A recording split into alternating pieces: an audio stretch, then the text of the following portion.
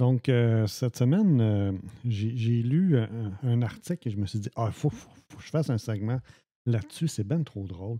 À travers le dernier siècle et demi environ, il y a énormément de prévisions qui ont été faites par différents spécialistes, différentes personnes connues En sur... l'an 2000, on va tous voler, Patrice. Oui, c'est ça.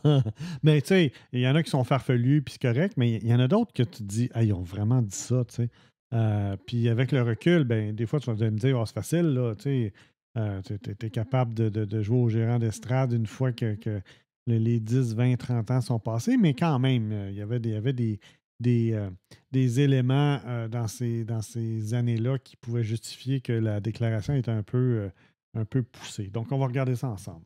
La première, en 1876, les Américains ont besoin du téléphone, mais pas nous. Nous avons beaucoup de jeunes messagers. Ça, c'est William Priest qui était à la poste britannique et qui disait... T'étais dans le tard solide, mon grand. C'est ça. Regarde, on a plein de jeunes hommes qui sont capables d'aller porter les messages. Donc, pourquoi développer toute cette infrastructure-là pour pouvoir Imagine comment Elon, il serait triste d'être obligé de faire des tweets puis de les faire envoyer par la poste. Oui, ou par les oiseaux, les pigeons. Par la suite, là, on va remonter dans le temps un peu. 1903, le cheval est là pour rester, mais l'automobile n'est qu'une nouveauté, une mode, qui est le président de la Ça va Michigan passer. Saving Bank, qui conseille à l'avocat d'Henry Ford, Horace Rackham, de ne pas investir dans Ford Motor Company. Donc, Je pense la même chose avec ceux qui disent que les véhicules électriques, ça ne marchera pas. oui, effectivement. À un moment donné, il faut se rendre à l'évidence qu'il y a une vague de fonds. Le président d'IBM en 1943, je pense qu'il y a un marché mondial pour peut-être 5 ordinateurs. Et... Pourtant... hey, juste dans la pièce ici, là, j'ai 1, 2, 3, 4, 5. J'ai 5 ordis dans la pièce ici. Là. Ouais. Puis j'ai pas compté les autres pièces. Là. Faut dire qu'à ce moment-là, bon, en 1943, c'était des gros ordinateurs avec des... Ouais, on s'entend. On s'entend, là, c'était pas ce qu'on a aujourd'hui, mais même à ça, il n'y avait pas une confiance à ce que ça se développe autant, même dans les années pendant la guerre, là, en 1943. Un des cadres de 20th Century Fox qui dit en 1946, la télévision ne pourra s'accrocher à aucun marché après les 6 premiers mois. Les gens se lasseront vite de regarder une boîte en contreplaqué tous les soirs. C'est vrai que c'est plus ça. C'est vrai qu'il n'y a plus de contreplaqué. Donc, pour lui, c'était vraiment le grand écran. C'était la façon de voir. Le cinéma, rien d'autre. Le cinéma, rien d'autre. La petite télévision avec les petits téléromans. Ça n'a pas d'avenir. Ça n'a pas d'avenir, non, c'est ça. Donc, il manque un petit peu de vision, mais bon, c'est celle-là qui m'a fait accrocher. En 1955, les aspirateurs à énergie nucléaire seront probablement une réalité d'ici 10 ans. Et là, je me dis... Yeah. Là, tu es en 55, là, OK? Puis, bon, là, la personne est quand même visionnaire. Là, c'est Alex Lewitt, qui est président de la société Lewitt Vacuum Cleaner Company. Puis, il se dit, garde... Oui, mais en 55, on pensait encore que le nucléaire, c'était beau puis bon, là.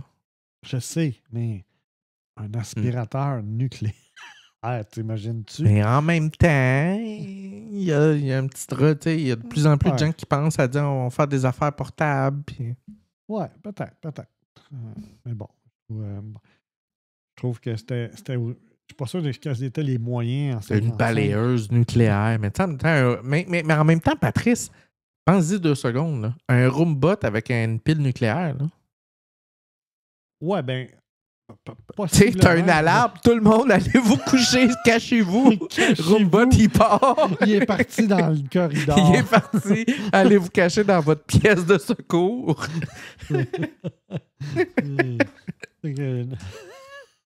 L'aspirateur nucléaire. Mais en tout cas, il faut leur donner ça. Cependant, le design était très bien dans ces années-là. Moi, j'aime beaucoup le design des années 50. Là. Autant au niveau automobile, au niveau... il y avait une recherche de ce côté-là. En 59, avant que l'homme n'atteigne la Lune, votre courrier sera livré en quelques heures de New York à l'Australie par des missiles guidés. Nous sommes à l'aube du courrier par fusée, qui était Arthur Summerfield, postmaster général des États-Unis. Un autre qui disait hey, on va envoyer plus vite. Oui, c'est ça. Là, t'imagines-tu si ça explose, ton courrier, là, il n'est plus là. Fait que, non, il n'y a pas de garantie de livraison, c'est sûr. En 59, le marché potentiel mondial des photocopieuses est de 5 000 au maximum. Ça, c'est IBM qui disait au futur fondateur. Ça fait 2 fois qu'IBM ne sont pas super bons, hein? Ouais. Comment ça, ils sont encore là? C'est ça le pire, hein? Ils sont toujours présents. Donc, on sait que Xerox, par la suite, en a vendu des millions et des millions, comme d'autres compagnies aussi qui ont développé ce genre de technologie. En 61, il n'y a pratiquement aucune chance que les satellites de communication spatiaux soient utilisés pour fournir un meilleur service de téléphone, de télégraphe, de télévision ou de radio à l'intérieur des États-Unis. Ça, c'était le commissaire de la FCC, l'équivalent du CRTC au Canada. Tout n'est pas bon. C'est des taux, c'est des fils. Ça va se passer, ça va se passer sur Terre et non pas dans les airs. Donc, c'est comme ça que ça se passe en 61 et la vision, la vigie de ce qui s'en vient en termes de développement technologique, ça ne marche pas. Donc, c'est ça. En 92, là, on fait un bond. L'idée d'un communicateur personnel dans chaque poche est une chimère motivée par l'appât du gain. Ça, c'était le président d'Intel. Tu vois? Karma! Karma Intel. Fait que déjà en 92, là, je me souviens ces années-là, là, c'était la montée de l'Internet, les micro-ordinateurs qui. En 92, c'était l'année Baldur's Gate. Oui. Donc, c'est ça. Oublie ça, un appareil portable qui se promène avec toi, là, c'est vraiment juste pour enrichir les grosses compagnies, finalement. Ben, c'est pas mal vrai. Hey, Patrice, t'es-tu déjà rendu compte que le prix des maisons a augmenté? Oui. Le prix du lait a augmenté. Le prix des chars. Ton salaire. Tout. Sauf. Nomme-moi une affaire qui coûtait le même prix en 80 qu'aujourd'hui. C'est les hot dogs chez Costco. Les cellulaires, Patrice. Les cellulaires aussi? Ben oui. Tu te rappelles pas des annonces des années 80? Ils te vendaient ça 1600$, 1700$. Ah oui, c'est vrai. C'est le même prix. C'est vrai. Ça n'a pas changé. Ça n'a pas changé. Non, t'as raison. C'est fou, hein? Oh, oui. Mais il y a les hot dogs chez Costco. Oublie pas ça. Ils n'ont pas bougé non plus. Non, parce que et enlevez pas les hot dogs chez Costco, il va y avoir une émeute. Effectivement, c'est un... Tu sais, Costco, la façon... Sais-tu comment ils ont réussi à maintenir leur prix à travers les années? Parce que c'est une règle... pour réduire les coûts, ils ont développé leur propre usine qui fabrique les saucisses. Elles sont bonnes, leurs saucisses, honnêtement. Puis leurs frites, là, tout est excellent. Là. Moi, des fois, j'ai le goût d'aller chez Costco juste pour un foutu hot dog. Il y en a une gang qui font ça, là, surtout des retraités qui s'en vont s'aîner là. OK. 95, je prédis que l'Internet va bientôt devenir une supernova spectaculaire et qu'il s'infondra de façon catastrophique en 96. Oh, là, c'est même précis, là. Donc, c'est Robert Metcalfe, fondateur de 3Com. Ouais, on avait... 3Com, c'est tout ce qui est derrière les routeurs, ces choses-là. Là. Oui, tous les appareils de télécommunication. Donc, lui, c'est comme... c'est 1 an, ça s'effondre, c'est fini, on passe à autre chose. Effectivement. Fait que là, la question que je me pose, là, fait que quand les Sam Altman, puis les Sunday, puis Che, puis tout ce monde-là, ils nous disent que tout va bien aller, là. C'est ça. Une des plus célèbres, le 6 octobre 1997, Michael Dell qui fait une évaluation incroyablement sombre de la situation d'Apple. Évidemment, Apple est en situation déficitaire et même sur le bord ça va de pas faillite. bien à ce temps-là. Non, ça. Interrogé sur ce qui ferait de la société en difficulté, le fondateur de Dell déclare qu'il la fermerait et rendrait l'argent aux actionnaires. Moi, ce qui me surprend de cette déclaration-là, c'est qu'il n'a pas dit hey, je vais l'acheter parce qu'il y a du potentiel. Non. C'est on vend, on retourne l'argent, on passe à d'autres choses. Ce qu'il n'a pas dit, c'est combien d'actions il avait. D'Apple?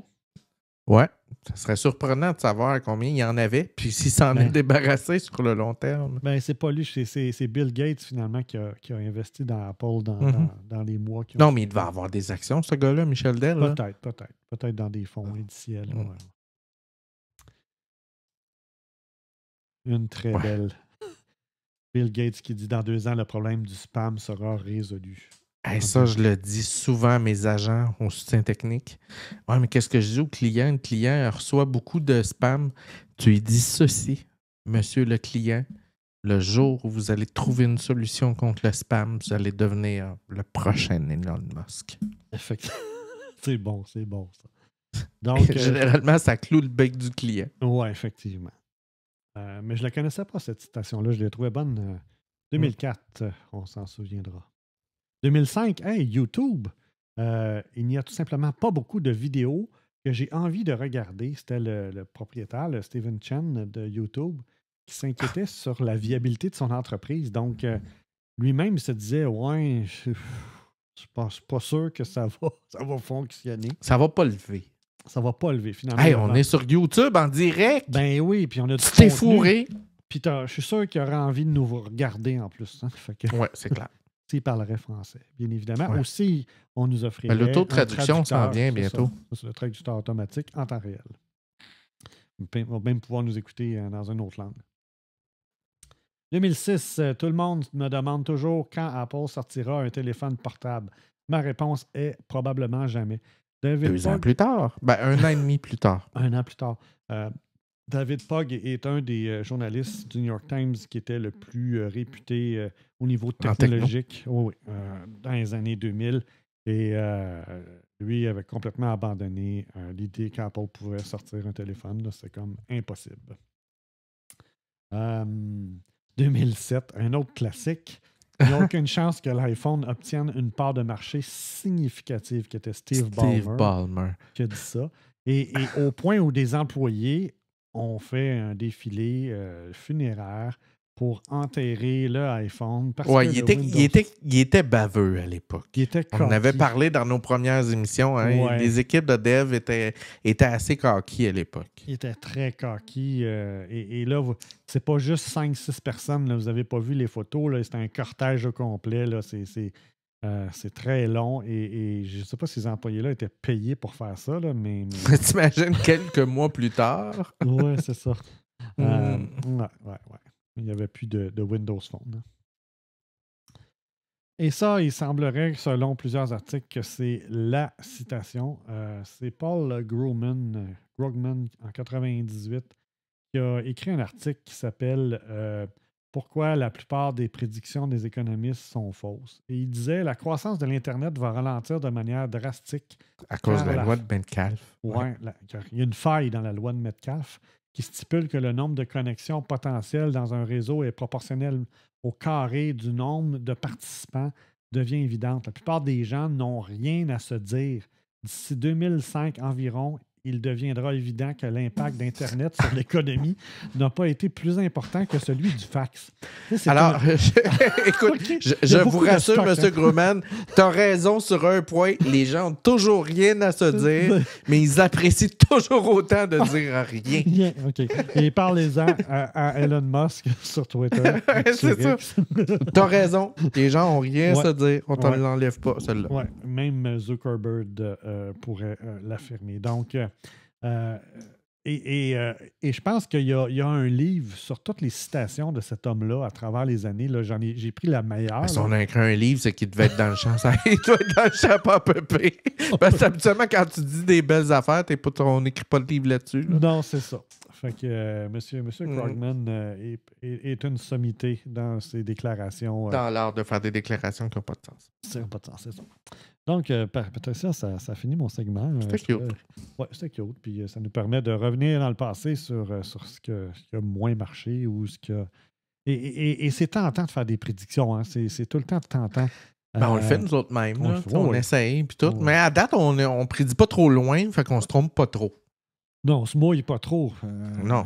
ceci étant dit, la difficulté, c'est si on se mouille, il faut être vraiment blindé. C'est pas juste se mouiller pour attirer les feux puis dire regardez ce que j'ai dit. Là, donc, Ouais. c'est ça On n'a qui pas est- encore assez de poids pour se mouiller. Non, effectivement.